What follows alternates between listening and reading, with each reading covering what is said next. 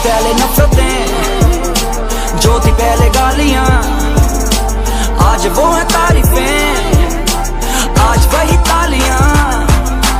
मैंने की है मेहनत, जो देखा मैंने पा लिया। YouTube के थ्रू नया परिवार है बना लिया।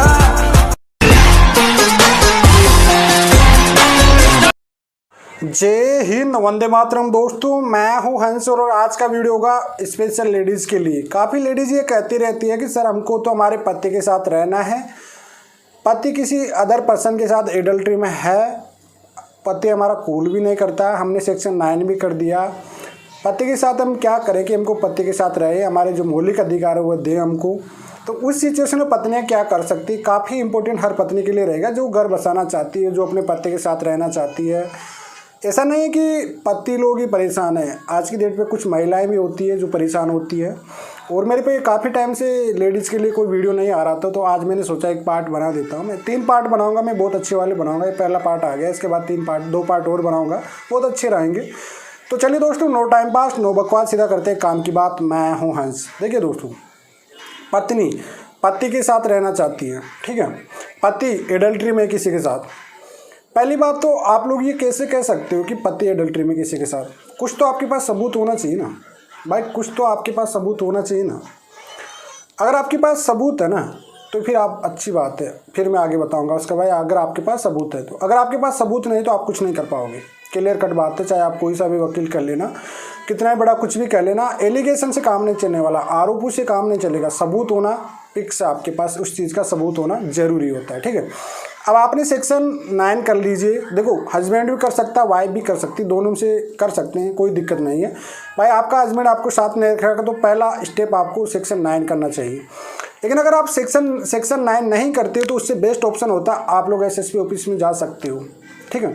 SSP ऑफिस में जाके आप अपनी डिमांड रख सकते हो। कोई किसी प्रकार का कोई केस मत करिए। देखो, केस होता ना हस्बैंड वाइफ में एक ईगो, वो कहते हैं ना, ईगो हार्टिंग होता है एक दूसरे को, भाई मुझे कोर्ट कचहरी घुमाई है।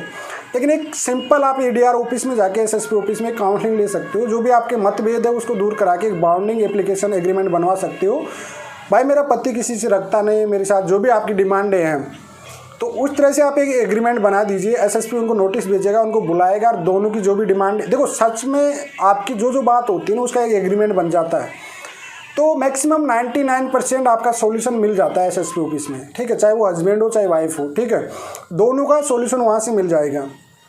अब उसके आगे मान लीजिए पति नहीं रख रहा, फिर भी आपका बॉन्ड हो जाए तो एक एजुकेशन एप्लीकेशन उसी SP में लगा देना, वापस रिटर्न में एजुकेशन एप्लीकेशन होता है, उसको आपको वापस उसी में SP ऑफिस में, अगर SP का जो एग्रीमेंट बना उसको वापस कोई भी तोड़ता है, उसके जो उल्लंघन करता है, कहने का मतलब जैसे वहाँ पे अलग से एग्रीमेंट बनाया और वापस घर पे लाके बोलता है मुझे कोई फ़र्क नहीं पड़ता, चाहे मुझे कोई फ़र्क नहीं पड़ रहा, पति या पत्नी कोई सा बोलता है उसमें, तो आप एजुकेशन एप्लीकेशन लगा के SP को सूचित कर सकते हो कि सर हमने आप जो एग्रीमेंट बने था हमारे दोनों के बीच में, उस कंडीशन में मैं रहना चाह रही हूँ या मैं रहना चाह रहा हूँ, फिर भी हस्बैंड या वाइफ दोनों से कोई उल्लंघन करता है तो उसको सज़ा दी जाएगी वहाँ पर, ठीक है ना, पनिशमेंट मिलेगी उसको तोड़ने की भी।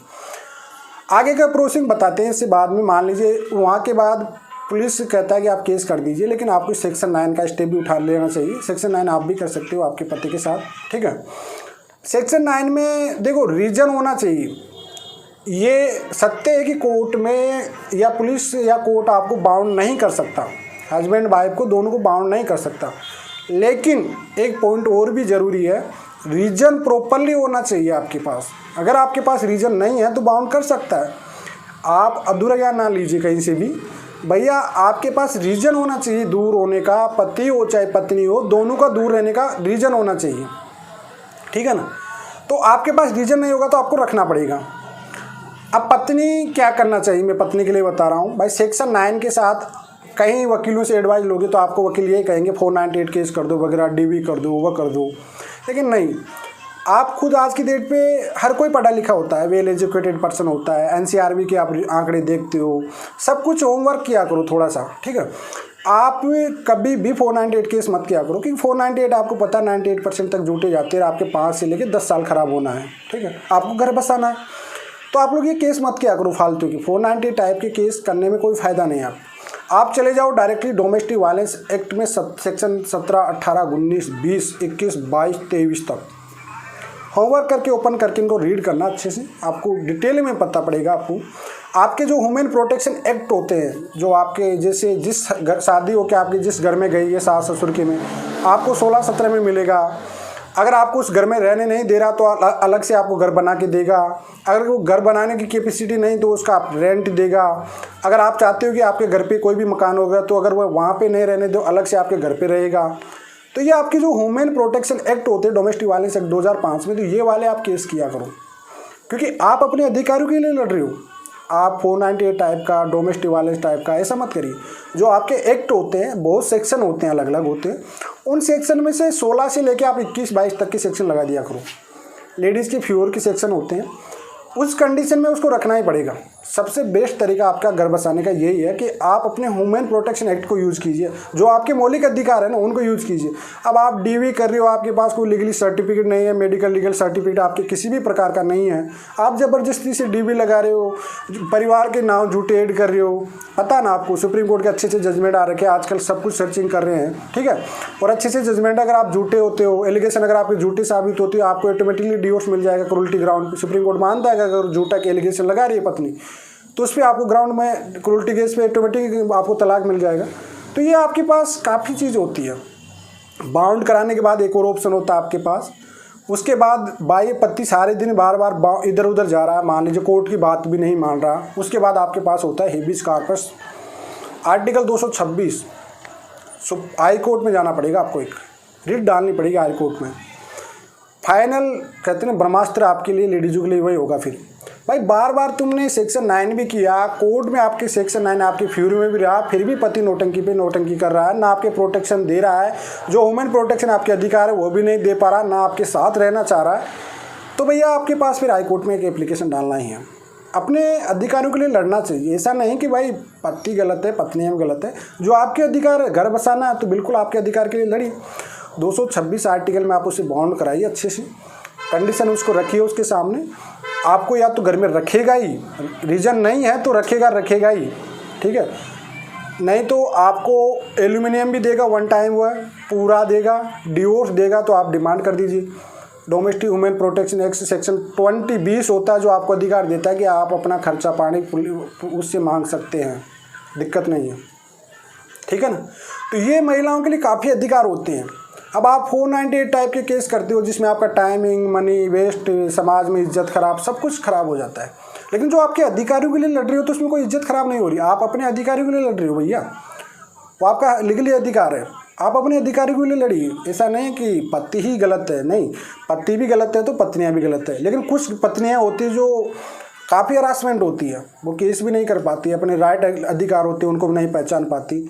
तो ये स्पेशल महिलाओं के लिए था कि अगर आपको हस्बैंड परेशान कर रहा है, रख भी नहीं रहा, आप आगे से रिलेशनशिप रखना चाह रहे हो तो उस सिचुएशन आपके लिए काफ़ी इंपॉर्टेंट वीडियो रहेगा।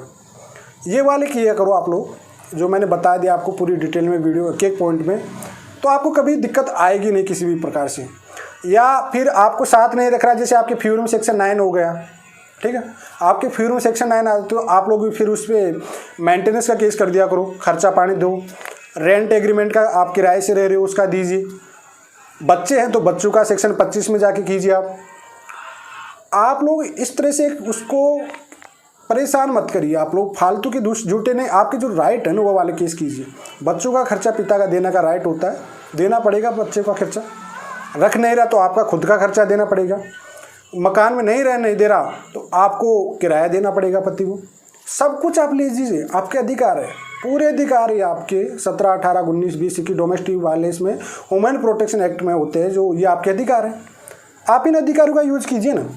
आप लोग 498 में उनमें झूठे केस में क्यों जा रहे हो, आप लोग उनमें बिना वजह से टाइमिंग वेस्ट क्यों कर रहे हो, आप लोग जो आपके लीगली अधिकार उन पे जाइए आप लोग, डेफिनेटली आपको आपका अधिकार मिलेगा। पति को रखना ही पड़ेगा, नहीं मिलता इतना मैक्सिमम 90% वीडियो, इस वीडियो में हर महिला को सॉल्यूशन हो गया होगा जहाँ तक है। लेकिन फिर भी किसी महिला को दिक्कत हो रही है तो इसका पार्ट 2 भी आएगा, बहुत अच्छा आएगा, आगे का क्या प्रोसेसिंग होगा वो मैं आपको डिटेल में बता दूंगा। चलिए आज के लिए इतना ही, जय हिंद, वंदे।